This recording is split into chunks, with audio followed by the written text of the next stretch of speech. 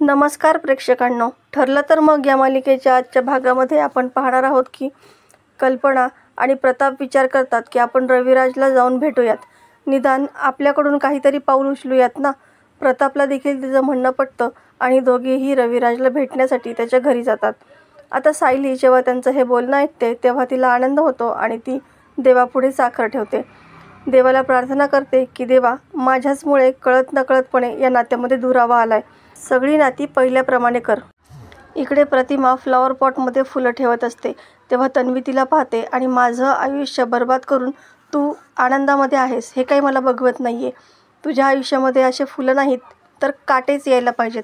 तू माझ्या आयुष्यातला सगळ्यात मोठा काटा आहेस, असा ती मनात विचार करते. जेव्हा प्रतिमा तिथून निघून जाते तेव्हा तन्वी लगेचच बाहेरून काटे घेऊन येते आणि फुलांना काढून त्या ठिकाणी काट्यांची फांद्या रोवते. आता जेव्हा प्रतिमा बाहेर येते तेव्हा ती पाहते की फुलांच्या जागेवर काठे आहेत. हे पाहिल्यानंतर तिला खूपच आश्चर्य वाटतं. ती तन्वीला विचारते, मात्र तन्वी म्हणते की अगं, मी पण तोच विचार करत होते, या ठिकाणी काठे कुणी आणून ठेवले असतील. तेव्हा प्रतिमा म्हणते, अगं असं काय करतेस, मी माझ्या हाताने इथे फुलं ठेवली होतीस. तेव्हा तन्वी तिला सांगते की अगं नाही, तुझ्या गोळ्यांचा हा साईड इफेक्ट असेल बहुतेक, त्याच्यामुळेच तुला असं होते. आणि अगं बघ ना, तुला काहीतरी झालं असेल तर आपण ना तुझ्या सगळ्या टेस्ट करून घेऊयात. त्यामुळे काय होईल की आपल्याला कळेल तरी नेमकी तुझ्या डोक्यात काय प्रॉब्लेम झाला आहे का. आता तिच्या या बोलण्यामुळे प्रतिमा खूपच घाबरलेली असते. तितक्यात प्रताप आणि कल्पना तिथे येतात. रविराजला भेटण्यासाठी आम्ही आलो आहोत असं ते सांगतात. प्रतिमा लगेचच रविराजला कॉल करते, पण रविराज फोनवरती भेटण्यासाठी नकार देतो. तेव्हा प्रतिमा सावरासारव करते, पण प्रताप म्हणतो की मला कल्पना आहे की तो काय बोलला असेल, त्याच्यामुळे तू काही सारवासारव करू नकोस. आता तन्वी मध्येच बोलते की मामा, तू नको ना वाईट वाटून घेऊ. प्रताप प्रतिमाला म्हणतो, अगं तुला बरं वाटत नसेल तर तू तिकडे येऊन राहतेस का. तेव्हा प्रतिमा म्हणते, अरे मला सगळं व्यवस्थित वाटतंय, पण अचानकपणे मला असं विसरायला का होतं काय माहिती.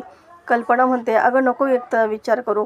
इकडे जोशी घाबरूनच म्हणतो की अहो, त्या महिपतचे गुंड सगळीकडे मला शोधताय, मी त्यांचे फोनही उचलत नाहीये, आता मी कुठे पळून जाऊ, मला काहीच कळत नाहीये. अर्जुन म्हणतो, अरे तुला मी सांगितलं होतं का की त्याचे फोन उचलू नको म्हणून. माझ्याकडे केस गेलेली आहे, हे सांगायचं नव्हतं, तू अगोदर त्याला फोन कर. जोशी महिपतला कॉल करतो. महिपत मात्र खूपच चिडलेला असतो त्याच्यावरती. काय रे, हातामध्ये वारं वगैरे गेलं की काय तुझ्या, कुठं गटारामध्ये लोळत पडला होतास, इतके दिवस मी फोन करतोय तर फोन नाही उचललास. जोशी खूप घाबरतो आणि माझ्या बायकोने माझा मोबाईल काढून घेतला होता असं तो कारण सांगतो. आता महिपत म्हणतो की मला न विचारता जर कुठे गेलास ना तर तुला अशा ठिकाणी पाठवेन ना की जिथे तुला कोणी नोकरीवर सुद्धा घेणार नाही, तुझी कायमची सुट्टी करून टाकेल. आता इकडे अथर्व बिचारे चक्क त्याची बॅग भरतो आणि तिथून जायच्या मार्गावरती असतो. जाण्या अगोदर तो त्याच्या गर्लफ्रेंडला मेसेज करतो की मी आता इथून निघत आहे, रत्नागिरीला मामाच्या गावाला जाऊन तिथं लपतो थोडे दिवस, तुला तिथं पोहोचल्यानंतर मेसेज करेल, असं म्हणून तो खिडकीतून उडी टाकून निघून जातो. इकडे सायली प्रतिमाला कॉल करते. तिचा आवाज जरा वेगळा वाटल्यामुळे ती व्हिडिओ कॉल करते आणि चेहरा इतका का पडलाय असं विचारते. प्रतिमा तिला सांगते की काही नाही गं, हल्ली ना माझ्या काही गोष्टी लक्षातच राहत नाही आहेत, त्याच्यामुळे मला असं वाटतंय की मला वेड तर नाही लागलं.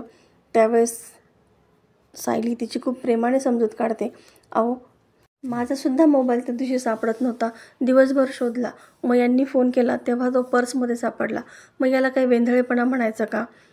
आपण माणसं आहोत, यंत्र तर नाही ना, आणि अशा चुका होतच असतात, एवढ्या गोष्टी लक्षात नाही ठेवायच्या.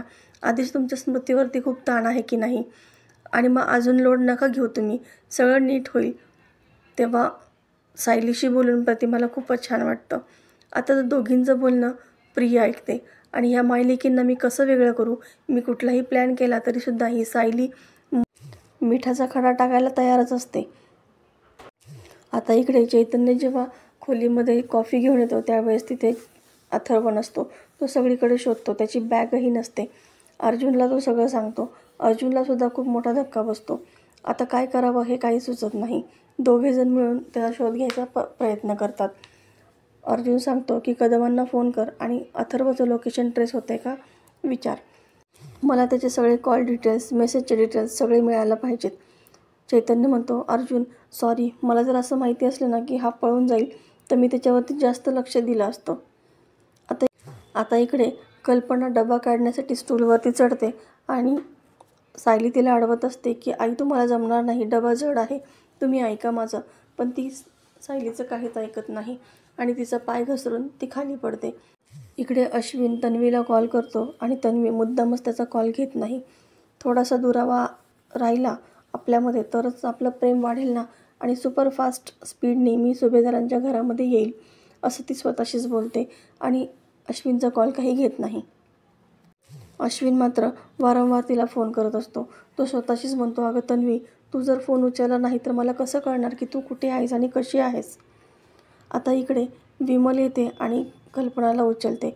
कल्पना म्हणते की मला पूर्णाजींच्या रूममध्ये घेऊन चल. सायली म्हणते की मी लगेच तुमच्यासाठी लेप करून आणते. वारंवार सायलीचे हात झटकून टाकत असते आणि तू काय डॉक्टर आहेस का. विमलला म्हणते की तू लगेच अश्विनला फोन कर आणि त्याच्यावरती काय लावायचं आहे ते त्याला विचारून घे आणि ती तिथून निघून जाते. सायलीला मात्र खूपच वाईट वाटतं. तर प्रेक्षकांनो, येणाऱ्या भागामध्ये आपल्याला पाहायला मिळणार आहे की चैतन्य आणि अथर्वचा शोध घेत असतात. इन्स्पेक्टरकडून त्यांना माहिती मिळते की अथर्वने तिच्या गर्लफ्रेंडला एक मेसेज केला होता. त्याच्यामध्ये असं सांगितलं होतं की तो रत्नागिरीला जातोय. तेव्हा अर्जुन आणि चैतन्य दोघेही रत्नागिरीला जायला निघतात. तर प्रेक्षकांनो, अशाच नवनवीन व्हिडिओ अपडेटसाठी चॅनलला सबस्क्राईब करा. नोटिफिकेशनसाठी बेल आयकॉन अवश्य दाबा. व्हिडिओ पाहिल्याबद्दल धन्यवाद.